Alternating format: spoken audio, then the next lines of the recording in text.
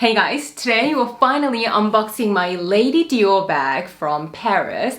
Actually, technically this is from Monaco, but we'll get into that exchange story a little bit later in the video. So if you're interested, stay tuned for my exchange story on which one I originally got from the Paris Montaigne store. But anyway, this forms part 2 of my Paris luxury hauls, and there's going to be just one more installment of luxury hauls that is Paris themed, which I'll get into in the next couple of videos. So stay tuned, there is another haul coming very soon. But today's video is all about my brand new Lady Dior bag, and I am beyond excited with my choice because if you guys have been watching my videos for a while, you know that I have been looking for the most perfect Lady Dior that makes my heart really happy for a little while. So this is it. Let's get into the box and find out exactly what I picked. I actually tried this bag on in my Paris shopping vlog, the shop with me video. So if you've watched that video, you might be able to guess which one is in this box. Can you see? You can see. Oh my goodness, it is just as stunning as I remember her to be. This is exactly how the lovely sales associate packaged this bag in this beautiful box. So the dust bag is folded so neatly between the handles so the handles are not banging against each other. And this is the Dior charm. Ta-da! This is my perfect Lady Dior bag that I've been hunting for the longest time. I mean, not exactly for this one, but this is everything that I wanted in my own Lady Dior bag. So let me quickly go over what the bag is. So this is a Lady Dior bag in the mini size, which is the second to the smallest. There is a micro one, which is teeny weeny, which is about this big, which doesn't even fit a phone. So even though I absolutely love the micro and how adorable it is, for my first Lady Dior, I just had to be slightly practical and make sure that at least my phone fits in it. So it is in this beautiful water snake skin in this grey color with slight blue undertones. And there is this beautiful iridescence.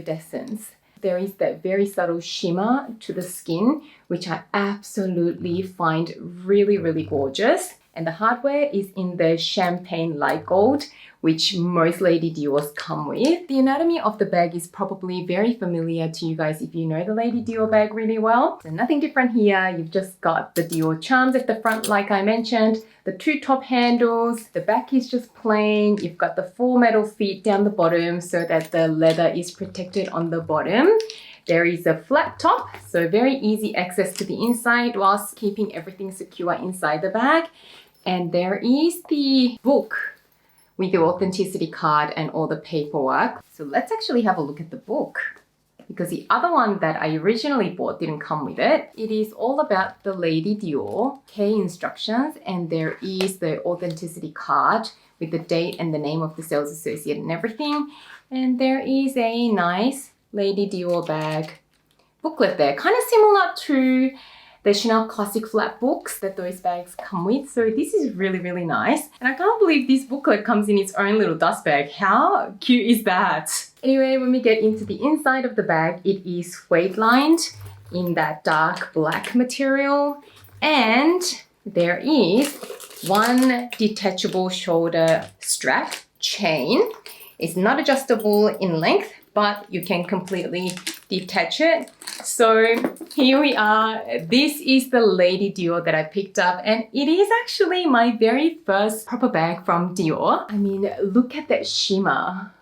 I am completely obsessed, and this is going to be my very first exotic bag. To be honest, I don't care so much for exotics and I wasn't really seeking out for one, but what sold this particular bag to me is just how unique it is in terms of the color. You know, there are so many different shades of gray out there, but to get this sort of a specific gray with these beautiful blue undertones with that very subtle shimmer, isn't it just so beautiful? beautiful, combined with the subtle champagne gold hardware. I've just never seen such a beautiful combo before, and that is what actually sold this bag to me. I do have another grey bag in my collection, which is the Chanel mini top handle that I got from 21A collection last year. But this grey is a completely different grey to this Lady Dior grey, and the texture is just completely different as well. So I guess with any color, there are going to be such different shades of that color. And when it came to the greys, I've always loved this sort of a bluish grey. If you guys remember, my original Hermes Birkenau Kelly wishlist was in the color Blue Glacier, which is very similar to this sort of a grey. But when I found out that that color was discontinued a little while back, I gave up on that color because I didn't want to buy it from the pre-loved market. So when I saw this color, it really reminded me a lot of that Blue Glacier, and even better because it is in such a unique combination. I've never seen this on anyone walking around the streets or even on Instagram or social media. So I just love the fact that this is going to be a very unique bag. And apparently there were only 5 pieces of this exact color distributed throughout all of Europe and the Middle East, according to the essay from Monte Carlo. So the other contender was the lizard cream one in the exact same size that I also tried in Monte Carlo. And I absolutely just adore cream bags. They are just my favorite color. They just look so pristine, so luxurious, and so beautiful. I really considered that one as well. But because I do have my Kelly 25 Cellier bag in the cray color, which is that very similar cream color, even though the Kelly and the Lady Dior are completely different bags, and I think that they give off completely different vibes. I just have a feeling whenever my outfit warrants a cream bag, I'm probably only going to still gravitate towards my Cray Kelly, since that is my all-time holy grail bag. So I decided against that one. But this grey snakeskin one is going to have a very unique place in my collection, since I don't own this exact color and I don't have anything with that sort of an iridescence that makes the bag really dressy. So obviously this is not going to be a day-to-day bag for me. This is going to be more an occasional use bag. It is going to be a special event bag for evenings out, weddings, you know, those formal or more dressy occasions. And I am okay with that because I do have other bags that I can use day to day. So I am beyond excited that I have a very special bag that I added to my collection, and from friends as well. Yes, Monaco is a different country, but you know what I mean. Oh, the other thing that made this purchase a lot easier is the price point. Obviously, it was just so much cheaper over in Europe as compared to the Australian prices. This cost basically about the same as the cost of a regular lambskin bag here in Australia in the Lady Dior model. So to get an exotic bag for that price was just amazing for me. So that definitely made the purchase a lot easier. So here is what the bag looks like on me. As a top handle bag, it's just the perfect size as an elegant top handle bag. You can also easily fit it through to the crook of your arm. So the handle drop is actually quite generous, and the crossbody strap or the shoulder strap is not adjustable, but it falls at a pretty good spot, I'd say, for most heights. So this is my hip bone, and the top of the top handle hits right about my hip bone area. And for reference, I am 164 centimeters tall, and this strap drop is also pretty good for crossbody. So this is what the bag looks like on me. And this is exactly what I would carry in this bag. So a little what fits in this bag section now. So you can't fit a whole lot, but you can definitely fit all your essentials. So I've got my iPhone 12 Pro. I think if you have a max size iPhone, it might be a little tricky to fit. You might be able to fit it diagonally, but that limits the amount of other stuff that you can fit in this bag. I don't think you can really fit a larger size phone. And then I've got a lip gloss or lipstick, and I just use a little card holder for a wallet if I'm using a small size bag like this. This is my Louis Vuitton key pouch, and then I've just got some keys in there. And all of those items fit pretty comfortably, and there is also a little zipped compartment. So if you don't even want to use a small wallet or a card holder, I suppose you can utilize that, but it might be pretty tight to get in and out of.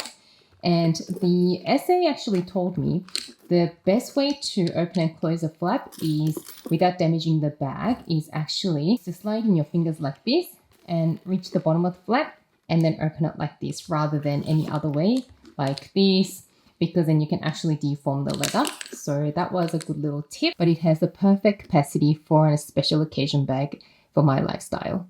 All right, quick story time regarding the exchange that I made. The first Dior store I went into in Paris was the 30 Montaigne store, which I think is the most beautiful store. And I show you guys around that beautiful store in my Paris shopping vlog. So if you haven't watched that already, I'll leave a link to that video down in the description section. But anyway, we spent a good couple of hours there because the store was so massive.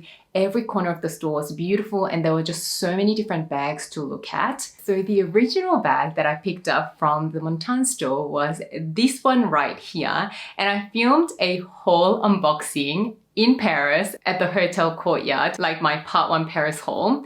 And I was really excited about that bag. To show you guys, I finally got myself a Lady Dior bag. It's in this beautiful black calf leather and it is in the diamond motif. Instead of the canage stitching, it's sort of more like an embossing on the leather. So it was in the size small, which is one size larger than this mini one, and it was in the newer diamond motif version in the black with the sleek black hardware. You guys know that I've always been really attracted to that so black look, and I have tried the ultra matte black version of the Lady Dior, both in the mini and the small sizes, time and time again, and there was just something about that particular ultra matte that I couldn't pull the trigger on. But when I came across the diamond motif one, I think the whole shininess to it and the fact that it is more unique, and I've never really seen it before because it is more of a newer edition. I just fell in love with that and I ended up buying that one. And I was actually really happy with it for a couple of days, and I unboxed it like I said, and it was just all great. And then I started having second thoughts about it, and my main thing was I kind of wanted my first Lady Dior bag to be something a bit more elegant and ladylike, because in my mind the Lady Dior is just a very ladylike bag, and I started having second thoughts pretty early on, thinking, is this bag just completely masculine? Does it kind of look a bit scary with all the pointy bits? So I kept asking my husband and he's like, yeah, it does look a bit scary, but it's really chic and sleek, and I do absolutely also love the whole chic look. And being in Paris, you know, everyone is wearing the monochrome and the black bags just rock there, and everything neutral looked great there. So, you know, I left it and I went down to the south of France, as you guys know. So we went to Nice, Monte Carlo, Menton, and drove to Cannes, Aix-en-Provence, all around there. Anyway, when we got to Monaco and there was a massive Dior store in Monte Carlo, we thought, let's go in and check out what Lady Dior's they have. And obviously because we're traveling, we had all our suitcases and everything in the car that we rented because we drove in the south of France for about a week. So my bag was with me in the car park. And then as you guys saw from the Paris vlog towards the end of that video, there were so many beautiful and pretty girly Lady Dior bags, and that kind of confirmed to me, yes, I want my first Lady Dior bag to be in the more girly, pretty version. And when I saw this one and also that cream lizard one, it really solidified in my head that is the bag that I'm going to be a lot happier with. And I may only have one Lady Dior in my collection for the foreseeable future, even though I am kind of really getting obsessed with Dior bags at the moment. So Dior may be my next favorite. So you never know, I may add some more Dior bags. Also, I am completely obsessed with the DJoy bags at the moment. So I asked the nice essay that was helping. I said, I'm going to be really upfront with you. I bought a bag in Paris and now I really want to exchange it for something from here. Is it possible for you to organize? And he said, technically Paris is France and Monte Carlo is Monaco, so they're two different countries, but the pricings are the same. And he asked his manager and they said, if the bag is in the perfect condition and you only bought it last week, then we are happy to exchange for you. So I was really happy that they could help me out in Monte Carlo. So we did the exchange, and that is basically how I ended up with this bag. By the way, I also wanted to show you the shopping bag that I got from the 30 Montaigne store because this is unique to that store. So when I did the exchange, the sales associate in Monte Carlo said to me, you have to keep this bag because this is special. The bag that they have is the same Dior bag that you can get from every other store. So he said, don't worry, just keep this bag. It is going to be a souvenir from the 30 Montan store. I just wanted to show you this bag again. So it has the embossing of the shape of the building of the 30 Montan store. I believe that the 30 Montan store is the very first building that Christian Dior bought. Correct me if I'm wrong, I still don't really know my history with Dior since I am sort of newer to the brand, but apparently that building has a special spot in Dior's history, so I ended up keeping this bag. And the Dior packaging and just the white paper bag from Chanel 31 Rue Cambon are the only packaging that I brought home. Everything else, I basically chucked all the boxes and bags and brought the items home because, you know, there was just limited space in my luggage. Anyway, that is my little story on how this bag came about into my collection. Like I mentioned before, there will be a couple other Paris themed videos coming up really soon in the next few days. So I do have a luxury shopping vlog from the Charles de Gaulle airport that I filmed when I was leaving Paris and waiting for my airplane. And then there's going to be another luxury haul as I ticked off a couple more items from my Paris luxury wish list. But those items were bought in Australia because I ended up finding them here. But I am still going to continue on with the Paris theme because that was originally what I was looking for in Paris. So please stay tuned for those videos. Subscribe to my channel if you haven't done so already, and please turn on that bell notification so that you know when those videos come up. Anyway, I hope you enjoyed this video. As always, thank you so much for watching and spending some of your precious time with me today, and I can't wait to see you again soon in my next video. Bye guys!